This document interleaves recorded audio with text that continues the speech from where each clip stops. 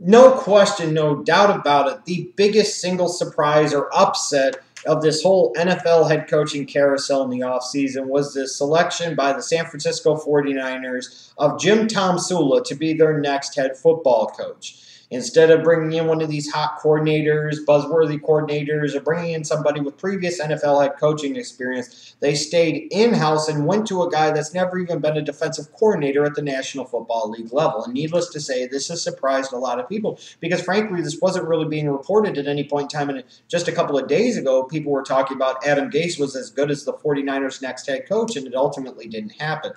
So with that surprise, I think in a lot of ways comes the NFL media backlash in terms of questioning this move and mocking this move because they didn't see it coming, they don't understand it, and they don't get it. And look, I'm not here to sit there and say that Jim Tomsula is going to be a guarantee of success. I think he's an entertaining guy, he's a character, he's got a personality, but not necessarily a personality that'll rub people the wrong way as opposed to like the abrasive arrogance of a Jim Harbaugh. But he's also a guy that's never gotten past the level of being a defensive line coach, and maybe there's a reason for that. Now he's skipping an entire step in the process to be a head coach. There's no guarantee for success whatsoever. This could be one of those clown hires that we look back on in 2 or 3 years and say, what in the fuck was Trent Baalke and Jed York thinking, frankly? But with that said, though, I don't think this is as bad of a hire as people are making it out to be. And I don't think it deserves to be mocked nearly as much as it has been. To me, this whole notion of, well, he's not even been a coordinator at the NFL, therefore he's not qualified to be a head coach. I heard like Mark Schlereth saying that the other day. Well, what the fuck does that have to do with anything? We've seen just as many guys that have been coordinators and successful coordinators go on to become NFL head coaches and be complete bums at the job. I understand the whole notion of, you're talking about a Tomsula who is responsible for the defensive line. And he didn't have to coach other coaches like he would have with the defensive coordinator, or be the ultimate play caller as a defensive coordinator, or be the head coach where he's had to sit there and basically manage the game, manage the coaching staffs on both sides of the ball. I understand that he hasn't had that type of experience, but experience alone is no indicator of future potential success. Like, I look at certain guys that have been successful and Super Bowl champions in recent years. I look at Mike Tomlin. I think he was a defensive coordinator for 1 year before he got the Steelers head job after Cowher. Did that 1 year as a defensive coordinator really make Tomlin that much more qualified to be an NFL head coach?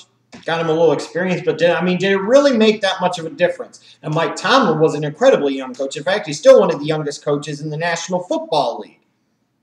That was a hire that was off of the reservation, so to speak, and it's worked out tremendously well for the Pittsburgh Steelers. A Super Bowl win and a Super Bowl loss mixed in with a couple of other playoff appearances. And then you look at a guy like John Harbaugh of the Baltimore Ravens. Here's a special teams coordinator. While a coordinator, we're not talking about a play caller on offense or defense. We're talking about a freaking special teams. Special teams. Yet he got the head coaching job in Baltimore starting in 2008. They've been in the playoffs every year but one. Won at least one playoff game every year but one, and they have a Super Bowl championship to show for it.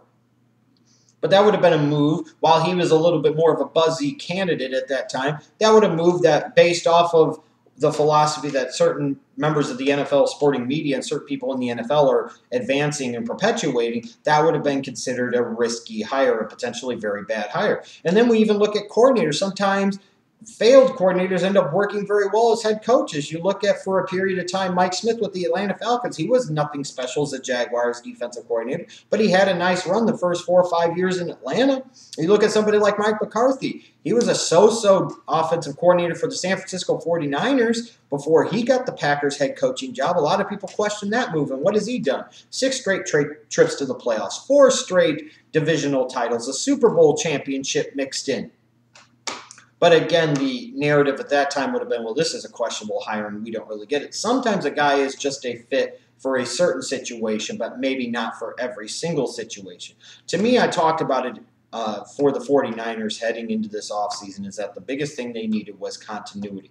They needed a different type of personality than Jim Harbaugh running the show, but they needed to not rock the boat too much, because if they rock the boat too much, it could potentially lead to disaster. They needed somebody that the players and the team respected, somebody that could galvanize them, somebody that could be a leader, somebody that could keep them focused, and somebody that would keep the chemistry of the team intact. Now, when you look at Jim Tomsula, I think that's exactly what this hire accomplishes. Sometimes going off of the beaten path, going off of the reservation is the way to go. It worked for the Pittsburgh Steelers. It worked for the Baltimore Ravens. It worked for the Green Bay Packers. I think back to my Bears. Mike Ditka was a special teams coordinator for the Dallas Cowboys. That was his area, and they brought him in to be the head coach. And he had a lot of playoff appearances and a Super Bowl championship to show for it. Somebody being an offensive or defensive coordinator is not necessarily an indication of future head coaching success. Sometimes the guy either has it in his personality or does not. And I understand there could be a challenge there. There could be a big adjustment there for Tomsula. It's also interesting, does this represent that maybe he was working behind Jim Harbaugh's back on that coaching staff and being kind of the yes man for Balky in York? And that's potentially could be the case as well. And that could be what this hire represents. Now this also represents an opportunity for fans and the media to direct their attention to York and to Balky and say, okay, you were so eager and ready to get Harbaugh out of town.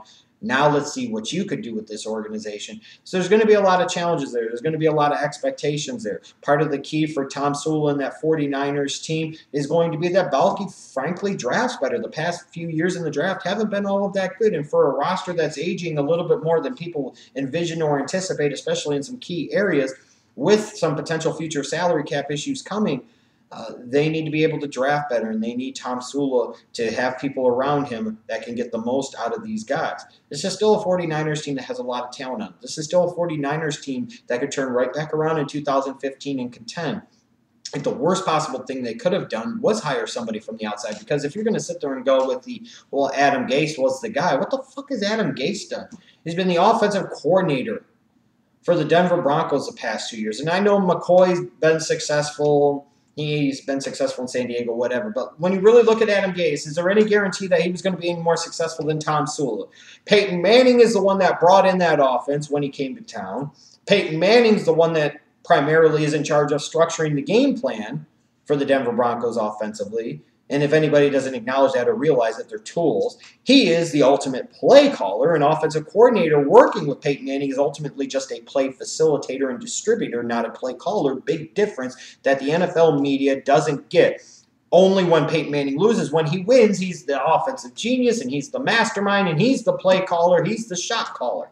But when he loses, then we blame Adam Gase or whoever the fuck is the coordinator. No, it doesn't work that way. At the end of the day, what the hell has Gase really done to prove that he's an NFL head coach?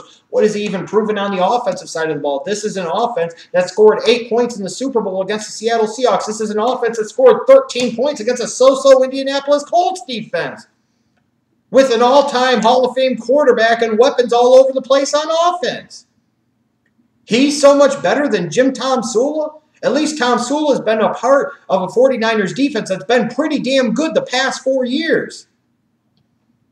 At this point in time, I'd rather gamble and roll the dice.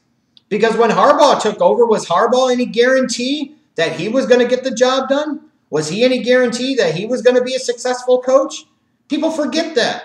This was a guy coming from college when the narrative is that college guys don't really translate well to the NFL. Well, that's not always the case. Harbaugh translated very, very well and did a very, very good job.